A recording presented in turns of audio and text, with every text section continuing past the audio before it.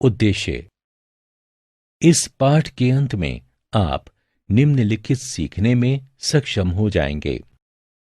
1989 और 1992 के बीच भारतीय राजनीति में 5 अहम घटनाओं की व्याख्या करने में, गठबंधन के युग को परिभाषित करने में, अन्य पिछड़े वर्गों के राजनीतिक विकास का वर्णन करने में, अयोध्या की घटना तथा शाहबानो मुकदमे को परिभाषित करने में, गुजरात के दंगों के बाद उठने वाले पंथ निरपेक्ष तथा लोकतांत्रिक चुनौतियों को परिभाषित करने में, राजनीतिक दलों के बीच उभरती सहमति की व्याख्या करने में, 1989 तथा 1992 के बीच भारतीय राजनीति में हुए 5 अहम बदलाव। 80 के दशक के दौरान भारतीय राजनीति में कुछ अहम बदलाव आए। इन बदलावों का भारतीय राजनीति पर दीर्घकालीन असर हुआ। प्रथम, 1989 के चुनावों में कांग्रेस पार्टी की हार हुई। इन चुनावों में कांग्रेस केवल 197 सीटें ही जीत पाई। ये कांग्रेस के प्रभुत्व के खात्मे का सूचक था। इसके बावजूद कांग्रेस एक महत्वपूर्ण राजनीतिक समूह थी। 1989 के बाद भी देश की राजनीति पर इसकी पकड़ अन्य किसी भी दल से अभी भी ज्यादा थी। 1991 के मध्यावधि चुनाव के बाद कांग्रेस पुनः सत्ता में आई। द्वितीय, 1990 में अन्य पिछड़े वर्गों के लिए केंद्र सरकार की नौकरियों में आरक्षण देने संबंधी मंडल आयोग की सिफारिशों को लागू करने के केंद्र सरकार के फैसले के कारण देश के विभिन्न भागों में हिंसक झड़पें शुरू हो गईं। इसके समर्थकों तथा विरोधियों के बीच विवाद को मंडल मुद्दे के नाम से जाना जाता है। 1989 के बाद देश की राजनीति में इसने अहम भूमिका अदा की। 1989 तथा 1992 के बीच भारतीय राजनीति में हुए 5 अहम बदलाव। तृतीय, 1991 में राजीव गांधी द्वारा नए आर्थिक बदलावों की शुरुआत हुई। इसे ढांचागत सुधार कार्यक्रमों के रूप में भी जाना गया तथा आजादी के बाद पहली बार भारत की अर्थव्यवस्था में बदलाव आया। कई अलग अलग संगठनों के विरोध के बावजूद बाद की सरकारों ने इसे जारी रखा। चतुर्थ, अयोध्या में बाबरी मस्जिद के ध्वंस के बाद देश में पंथ निरपेक्षता के मुद्दे पर बहस शुरू हो गई। इस घटना के कारण भारतीय राजनीति में बहुत से बदलाव आए। इसका ताल्लुक भारतीय जनता पार्टी के सत्ता में आने से भी है। पांचवां, मई 1991 में एक चुनाव अभियान के दौरान तमिलनाडु यात्रा के दौरान एलटीटीई से जुड़े एक श्रीलंकाई द्वारा राजीव गांधी की हत्या कर दी गई। 1991 के चुनावों में कांग्रेस बहुमत में आ गई तथा पीवी नरसिम्हा राव प्रधानमंत्री बने। गठबंधन का युग। 1989 के लोकसभा चुनाव। 1989 के चुनावों में न तो कांग्रेस को न किसी और दल को ही स्पष्ट बहुमत प्राप्त हो सका। हालांकि कांग्रेस को अन्य सभी राजनीतिक दलों के मुकाबले अधिक ही सीटें मिलीं, पर पूर्ण बहुमत नहीं मिला, अतः इसने विपक्ष में बैठने का फैसला किया। जनता दल तथा कुछ अन्य क्षेत्रीय दलों के गठजोड़ को राष्ट्रीय मोर्चा का नाम दिया गया। उन्हें 2 और राजनीतिक दलों भाजपा तथा वाम मोर्चा का समर्थन मिला तथा उन्होंने सरकार बनाई। भाजपा तथा वाम मोर्चा ने सरकार को बाहर से समर्थन दिया तथा वे मंत्रिमंडल में शामिल नहीं हुए। कांग्रेस राज का अंत। 1989 का वर्ष कांग्रेस के प्रभुत्व वाली भारतीय राजनीति के अंत का सूचक था, किंतु अन्य कोई भी एक राजनीतिक दल इसके विकल्प के रूप में सामने नहीं आ सका था। इससे देश के विभिन्न हिस्सों में क्षेत्रीय दलों के प्रभाव वाले सत्ताधारी गठबंधन बनने शुरू हुए। 1996 के लोकसभा चुनाव। 90 के दशक में विभिन्न राजनीतिक पार्टियां दलितों तथा ओबीसी की नुमाइंदगी कर रही थीं। इसके बाद संयुक्त मोर्चा सरकार का गठन हुआ। 1989 के ठीक उलट इस बार इस सरकार को कांग्रेस तथा वामपंथी पार्टियों का समर्थन प्राप्त था। हालांकि भाजपा 1996 के चुनावों में सबसे बड़ी पार्टी बनकर उभरी तथा उसे सरकार बनाने का न्योता भी मिला, किंतु अधिकांश अन्य राजनीतिक गुट इसकी नीतियों से सहमत नहीं थे, इसलिए भाजपा सरकार नहीं बना पाई। गठबंधन की राजनीति। 1989 में वामपंथी पार्टियों तथा भाजपा ने कांग्रेस को सत्ता से बाहर रखने के लिए सरकार को समर्थन दिया। इस प्रकार राजनीतिक पार्टियों ने अपने मजबूत राजनीतिक प्रतिद्वंदियों को सरकार बनाने से रोकने के लिए विपरीत विचारधारा वाले समूहों के साथ भी गठजोड़ करना शुरू किया।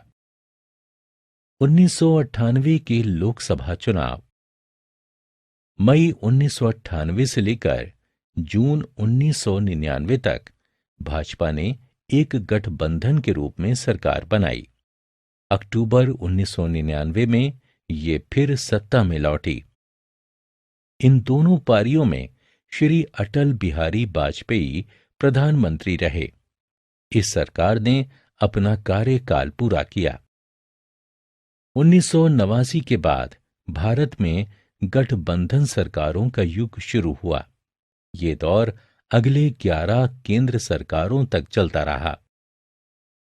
2014 में इस प्रवृत्ति में फिर बदलाव देखने को मिला तथा भाजपा पूर्ण बहुमत के साथ सरकार बना पाने में सफल हो सकी। अन्य पिछड़े वर्गों का राजनीतिक विकास। 1977 का राजनीतिक गठबंधन। एससी तथा एसटी के अलावा सामाजिक पिछड़ेपन के शिकार अन्य पिछड़े वर्गों ने 1977 के आसपास भारतीय राजनीति को प्रभावित करना शुरू किया। चूंकि पिछड़ा वर्ग के बड़े हिस्से का कांग्रेस से भरोसा टूट चुका था, अन्य राजनीतिक गुटों को इस वर्ग का समर्थन मिला। इसके परिणाम स्वरूप 1977 में केंद्र में जनता पार्टी की सरकार बनी। भारतीय क्रांति दल तथा संयुक्त सोशलिस्ट पार्टी जैसे जनता पार्टी समर्थक दलों का पिछड़े वर्गों पर जबरदस्त प्रभाव था। सरकार का निर्णय। मंडल आयोग की सिफारिशों को लागू करने के केंद्र सरकार के फैसले के कारण भी अन्य पिछड़ी जातियों की राजनीति को हवा मिली। बहुत से राजनीतिक पार्टियों ने ओबीसी के लिए शिक्षा तथा रोजगार संबंधी अवसरों पर चर्चा शुरू कर दी। ओबीसी वर्ग भी देश के राजनीतिक परिदृश्य के प्रति अधिक सजग हो गया। उसने भारतीय शासन व्यवस्था में बेहतर प्रतिनिधित्व की मांग शुरू कर दी। मंडल आयोग। ओबीसी के लिए आरक्षण की शुरुआत सर्वप्रथम बिहार में कर्पूरी ठाकुर सरकार के समय से शुरू हुई। फिर आजादी के बाद दूसरी बार केंद्र सरकार द्वारा पिछड़ा वर्ग आयोग की नियुक्ति का फैसला लिया गया। इसके अध्यक्ष बीपी मंडल के नाम पर इसे मंडल आयोग का नाम दिया गया। इसने शैक्षिक संस्थानों तथा सरकारी नौकरियों में 27% सीटों के अन्य पिछड़े वर्ग के लिए आरक्षित किए जाने की अनुशंसा की। मंडल आयोग ने ओबीसी की दशा में सुधार लाने के लिए भूमि सुधार संबंधी कई सुझाव दिए। देश में इसका भयंकर विरोध होने तथा सर्वोच्च न्यायालय में चुनौती दिए जाने के बावजूद इसे न्यायालय द्वारा नवंबर 1992 में बहाल कर दिया गया। 1980 के दशक में दलित राजनीति का उद्भव। 1978 में पिछड़ा वर्ग तथा अल्पसंख्यक समुदाय कर्मचारी संघ बाम सेफ का गठन हुआ। इसने बहुजन या एससी, एसटी, ओबीसी तथा अल्पसंख्यकों का पुरजोर समर्थन किया। इसके बाद कांशीराम के द्वारा दलित शोषित समाज संघर्ष समिति तथा बाद में बहुजन समाज पार्टी बीएसपी का गठन किया गया। अयोध्या प्रकरण, शाहबानोवाद। भाजपा का एक हिंदू पार्टी के रूप में उदय। जनता पार्टी के टूटने के बाद 1980 में भारतीय जनता पार्टी यानी भाजपा का गठन हुआ। बाद में भाजपा ने अपनी राजनीतिक रणनीति में हिंदुत्व के मुद्दे को शामिल किया। वास्तव में उसकी नीति हिंदुओं को लामबंद करना था। भाजपा ने बीडी सावरकर की विचारधारा पर बल दिया। उसने ये भी दलील दी कि एक मजबूत राष्ट्र एक राष्ट्रीय संस्कृति की नींव पर ही खड़ा हो सकता है तथा उसका आधार हिंदुत्व ही होगा। 1980 के दशक के आसपास की दो अहम घटनाएं। 1985 में शाहबानो को उसके पति द्वारा गुजारा भत्ता दिए जाने के पक्ष में सर्वोच्च न्यायालय के फैसले को इस्लामिक कानून में हस्तक्षेप के रूप में देखा गया। मुसलमानों के भीतर से इसका विरोध होने लगा। इस पर विचार करते हुए केंद्र सरकार ने मुस्लिम महिला तलाक पर अधिकारों के संरक्षण का अधिनियम 1986 को लागू किया, जिसके तहत सर्वोच्च न्यायालय का फैसला निरस्त हो गया। भारतीय जनता पार्टी ने इसकी कड़ी भर्त्सना की। फरवरी 1986 में फैजाबाद जिला न्यायालय में 1940 से लंबित पड़े मुकदमे में न्यायालय ने यह फैसला दिया कि बाबरी मस्जिद परिसर को खोल दिया जाए ताकि हिंदू उस जगह पर आराधना कर सकें जिसे वो भगवान राम का मंदिर मानते हैं। इससे पूरे देश में हिंदू तथा मुस्लिम समुदाय में तनाव व्याप्त हो गया। अंततः 6 दिसंबर 1992 को हजारों कार सेवक विवादित स्थल पर इकट्ठा हो गए तथा मस्जिद को ढा दिया। इससे देश के विभिन्न हिस्सों में हिंदू तथा मुसलमानों के बीच हिंसक झड़पें होनी शुरू हो गईं। जनवरी 1993 में मुंबई में भी दंगे हुए। अयोध्या की घटना और उसके बाद। इस घटना के कारण देश में कई राजनीतिक बदलाव आए। केंद्र ने उत्तर प्रदेश की भाजपा सरकार को बर्खास्त कर दिया। भाजपा शासन वाले कई राज्यों में राष्ट्रपति शासन लागू कर दिया गया। उत्तर प्रदेश के मुख्यमंत्री को बर्खास्तगी झेलनी पड़ी तथा सर्वोच्च न्यायालय में उनके खिलाफ कानूनी कार्रवाई भी हुई। धार्मिक मुद्दों पर आधारित इस राजनीति के उदय ने ही भारत में पंथ निरपेक्षता तथा लोकतंत्र को लेकर चर्चा का बाजार गर्म कर दिया। गुजरात के दंगों के बाद धर्मनिरपेक्ष तथा लोकतांत्रिक चुनौतियां। भारतीय धर्मनिरपेक्षता के समक्ष चुनौतियां। 1984 के बाद से भारत के लोकतांत्रिक माहौल को सिख विरोधी दंगों तथा फरवरी मार्च 2002 में गुजरात में मुसलमानों के खिलाफ दंगों के रूप में कई चुनौतियों से गुजरना पड़ा है। इसे भारतीय धर्मनिरपेक्षता तथा लोकतंत्र के लिए खतरे के रूप में देखा जाता है। गोधरा कांड। 27 फरवरी 2002 को कार सेवकों से भरे ट्रेन के एक डिब्बे में आग लगा दी गई। इसमें 57 लोग जलकर मर गए। प्राथमिक तौर पर यह संदेह हुआ कि गोधरा कांड में मुसलमानों का हाथ है। हिंदू समुदाय तथा विभिन्न हिंदू संगठनों के लिए यह गहरा भावनात्मक सदमा था। इस घटना के पूर्व देश में सांप्रदायिक सद्भाव तथा शांति का माहौल था, किंतु इस बर्बर घटना ने हिंदुओं तथा मुसलमानों के बीच पुनः सांप्रदायिक तनाव उत्पन्न कर दिया। परिणाम स्वरूप सारे गुजरात में सांप्रदायिक हिंसा शुरू हो गई। गुजरात में हिंदू मुस्लिम दंगे। अगले दिन 28 फरवरी 2002 से गुजरात के भिन्न हिस्सों में सांप्रदायिक हिंसा शुरू हो गई तथा लगभग 1 महीने तक जारी रही। इस हिंसा में लगभग 1100 लोग मारे गए। फलस्वरूप मानवाधिकार आयोग ने गुजरात सरकार की कड़ी निंदा की।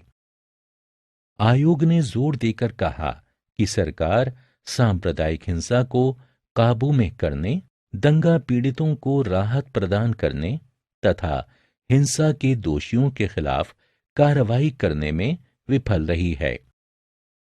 चुनाव आयोग ने विधानसभा के होने वाले चुनाव को स्थगित कर दिया। एक नई सहमति का उदय।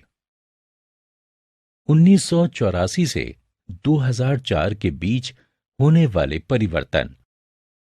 1989 और उसके बाद भाजपा का चुनावी प्रदर्शन लगातार बेहतर होता रहा है। 1989 में भाजपा तथा कांग्रेस की कुल सीटों का जोड़ समस्त सीटों का 50% भी नहीं हो पाया था। 90 के दशक के दौरान होने वाला राजनीतिक संघर्ष मुख्यतः भाजपा नेतृत्व वाले गठबंधन तथा कांग्रेस के नेतृत्व वाले गठबंधन के बीच था। 2004 के लोकसभा चुनावों के परिणाम।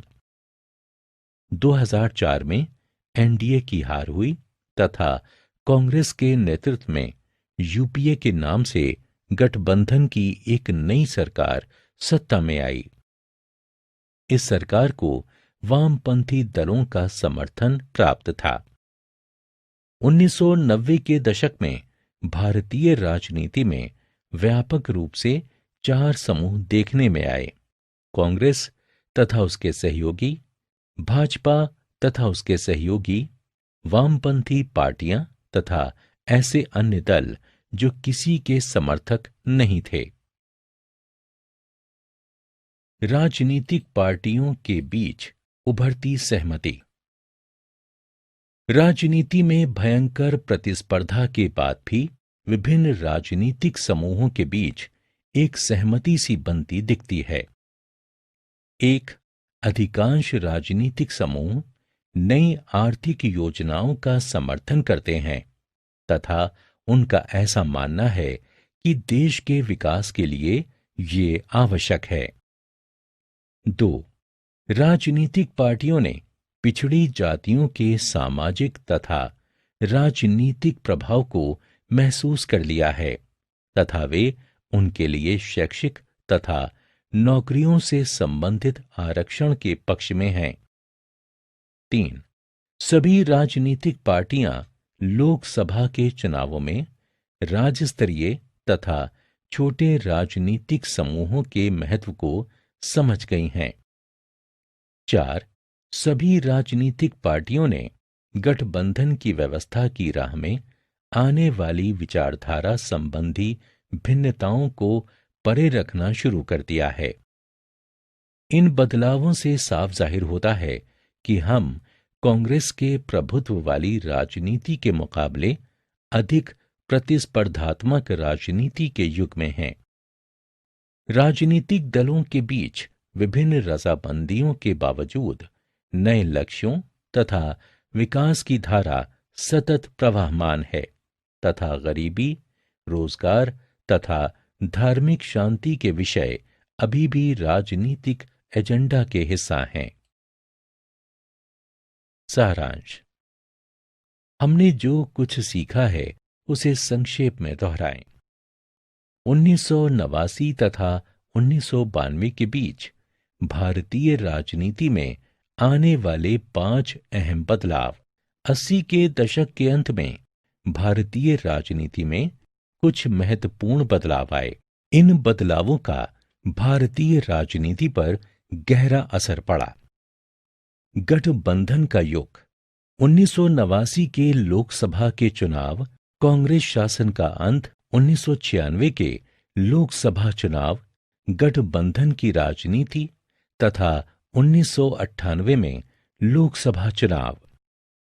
अन्य पिछड़े वर्गों का राजनीतिक विकास।